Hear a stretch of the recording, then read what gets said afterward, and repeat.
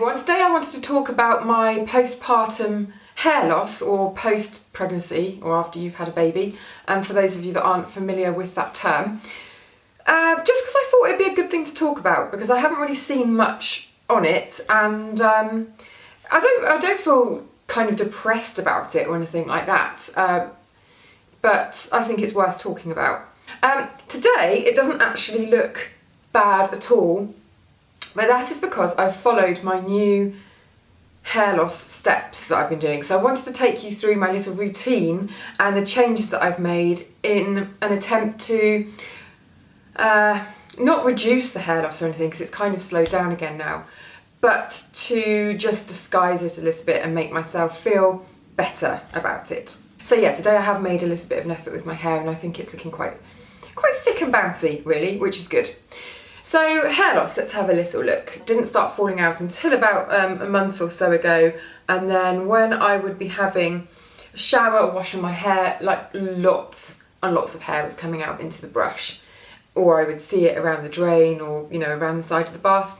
And a lot of it has come out from the hairline. Now I don't know whether you can see here that my hairline was about here, and now I've just got lots of broken bits of baby hair, and up here it started to grow back. So quite a lot of hair from there really, and that's the other side as well. And then just a general hair loss from all over, but that's not so noticeable because that's just a general kind of reduction in the volume of hair that I've got. So I've always had quite a lot of hair, but very fine, and it has been feeling very lank and just thin and a bit sparse, but on my days when I do my hair fixing routine, I do think that I can make it look quite fulsome and nice. So this is what I do. First of all, one of the biggest practical changes that I've made is not tying it back so much. I used to spend about 90% of my time, probably even more, with my hair tied back, and I do think that scraping it back has contributed to the loss around the hairline and a bit of breakage. So I'm trying to leave it down, but that is a lot more effort because then you do have to style it. I just try and use products basically to do the work for me. Very luckily, I do have my own dry shampoo brand, which is rather helpful, and I have never used so much dry shampoo in my life as I have done in the last couple of weeks, just to try and get that volume back into the roots and just make it look fulsome.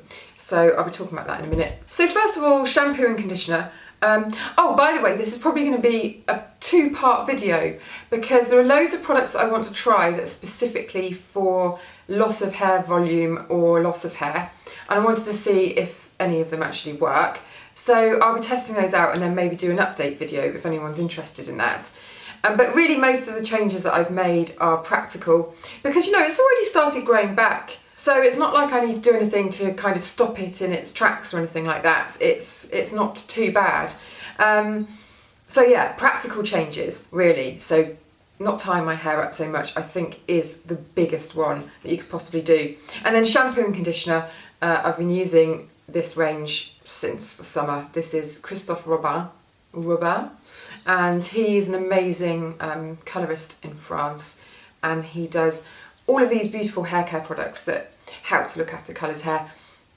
So I kind of thought, well, that's a good range to stick with really, and this is especially for fine hair, gives it volume, but doesn't have anything in it that will weigh it down. So love this, and actually if you get in there quick, I've got a worldwide giveaway of his products on my website at the moment, so I'll put the link to that below.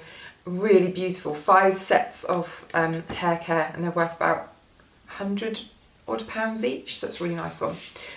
Also, new discovery, this is thanks to Caroline Hirons. I've been using this for a couple of weeks, the OGX or Organics, and this is the Argan Oil shampoo and conditioner. Now, I'm not going to lie, this feels very, very luxurious, but it's incredibly expensive. Those shampoos and conditioners are, I think, about £20–25 each, which is, it's more than Kerastars. Whereas these are about £6.99 each, and you can get them in the supermarket. Now, they don't feel as nice and weightlessly conditioning and volumizing as those ones, but I actually think that I've kind of picked the wrong range from the brand. So I'm going to work my way through them. They're nice and cheap, so I feel like I can do that.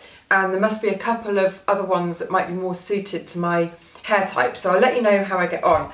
But if you've got hair that feels a little bit dry and frazzled, this would be a really nice range to have a go with. And then once I've washed and conditioned my hair, haven't been using any deep conditioners really, because my hair hasn't felt too bad condition wise. In fact, it's felt pretty good, it's just been falling out. When I brush through my hair, I use a detangling brush every single time. So either my wet brush, which is nice, it's got really nice bristles and it's very kind of cushioned, so it's easy on the head, or the slightly more rigid one, which is the Tangle Teaser, which everybody knows about this one. They're both brilliant. This one is maybe slightly better at getting through the tangles, hence the name Tangle Teaser. And then in the ends of my hair, Phyto 7 cream, which I've gone on about just for years probably. This is like a day cream moisturiser for the ends of your hair rather than a serum. It's just really nice for, oh, that has gone all over my jeans. It's just really nice for adding a little bit of moisture to dry ends if you don't want to have that really slippery, slimy, silky kind of effect.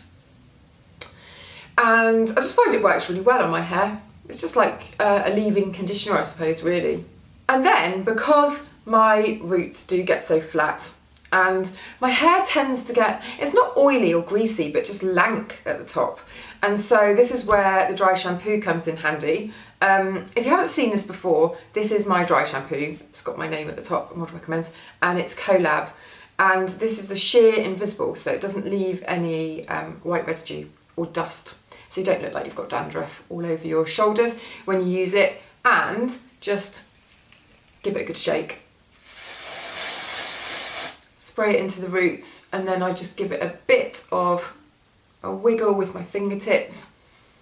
And I just find that it helps to make my whole head look a bit fuller, rather than having the fullness here and then it flat at the top.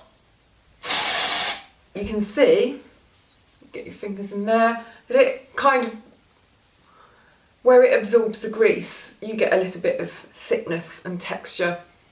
So it's not just for using if you've got dirty roots. In fact, I very rarely use it for that. It's mostly for the styling aspect of it. But as I said, in the recent few weeks, it's become pretty much essential for me.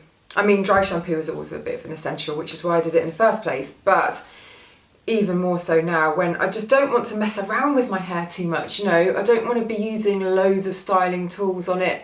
I don't want to be drying it loads. And that's pretty much what I'm doing for my routine. Gentle shampoo and conditioner, gentle detangling, nice bit of conditioning on the ends, dry shampoo in the roots. If I do tie it back, I'm using snag-free bands. And taking my vitamins again. Really, I suppose I should take my oils again. I was taking omega 3 and 6, is it? But I stopped doing that because they were giving me a funny stomach. Hello? We're gonna go. Okay. Bye! Oh, you look cute! What was I saying? Oh yeah, my oils. And I think that they were probably giving me really nice kind of skin and nails and hair, but my skin hasn't been bad at all. I mean, I have got foundation on, but no real spots or anything like that. So it's just been my hair. But as I said, you know, it's not something that I feel has deeply affected me, but for some people it really does, which is why I want to try some of these thickening treatments and stuff like that, just to see whether they work or whether they can do anything. And maybe I'll try and talk to some experts or something and see what people say about hair loss. Oh, another thing that I did is, in anticipation of losing my hair a little bit, I got it cut, but that was a while ago now, and I went blonder. And when you go blonder, it does seem to I don't know, thicken the actual shaft of the hair maybe. I don't know whether that's true, but it always does feel a little bit thicker at the top and look a little bit nicer. And I'm actually getting my roots done next week, so I'll ask about that and I'll put it in the next video. Lots of things, I must jot all this stuff down actually, so I remember what I need to put in the next video. But yeah, hope that's been helpful. I know that I said that I was going to do a baby-esque video, a baby-centred or kind of mum-centred video a month, so this is that. Although it's kind of beauty as well. So I hope that you enjoyed that. I'm sorry for people that it's not relevant for, but I'll be back with beauty, normal stuff on Sunday. So yeah, I'll see you in that video. Oh, people keep dashing back in the background. That's the problem with having a see-through fireplace, which has only been on twice because it's been such a warm winter. Waffling, I shall see you next time.